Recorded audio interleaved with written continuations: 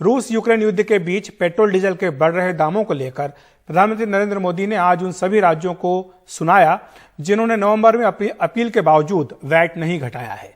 साथ ही पीएम ने एक बार फिर सभी राज्यों से वैट घटाने की अपील की। कोरोना संकट को लेकर मुख्यमंत्रियों के साथ बैठक में पीएम मोदी ने कहा कि आज की वैश्विक परिस्थितियों में केंद्र तथा राज्य सरकारों का तालमेल सामंजस्य पहले से अधिक जरूरी है। युद्ध की परिस्थिति से सप्लाई चेन भी प्रभावित हुई है। ऐसे माहौल में दिनों दिन चुनौतियां बढ़ रही हैं। पीएम मोदी ने कहा कि पेट्रोल डीजल की बढ़ रही कीमत का बोझ कम करने के लिए केंद्र सरकार ने पिछले नवंबर में एक्साइज ड्यूटी में कमी की थी। तब राज्यों से भी आग्रह किया गया था कि वो अपने यहाँ टैक्स कम करें। कुछ राज्यों ने तो अपने यहाँ टैक्स कम कर दिया, लेकिन कुछ राज्यों ने अपने लोगों को इसका लाभ नहीं दिया है। पीएम मोदी ने कहा कि उनका आग्रह है कि देश हित में राज्य भी टैक्स कम करें, तो इससे जनता को फायदा मिलेगा।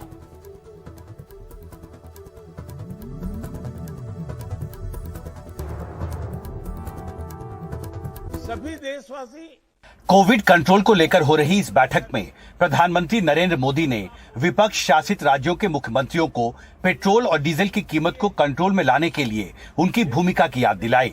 प्रधानमंत्री ने कहा कि कोविड के लंबे संकट से हम सब ने मिलकर लड़ा और अब युद्ध जैसे हालात में हमें आर्थिक मोर्चे पर भी मिलकर काम करना चाहिए।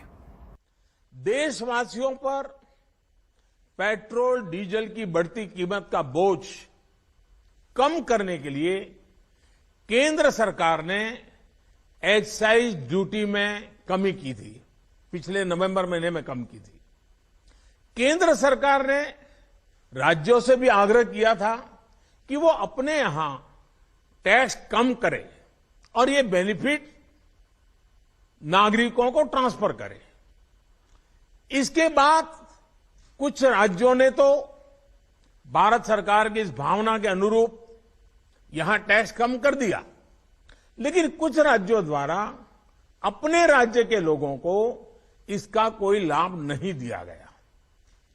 इस वजह से पेट्रोल डीजल की कीमतें इन राज्यों में अब भी दूसरों के मुकाबले कहीं ज्यादा है।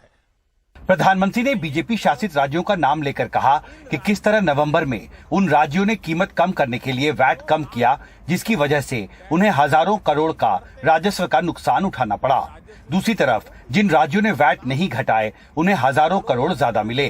कर्नाटका ने टैक्स में कटौती नहीं की होती तो उसे इन 6 महीनों में 5,000 करोड़ रुपए से ज्यादा का राजस्व मिलता। गुजरात ने भी टैक्स कम नहीं किया होता तो उसे भी 3,500-4 हजार करोड़ रुपए से ज्यादा का राजस्व और मिलता।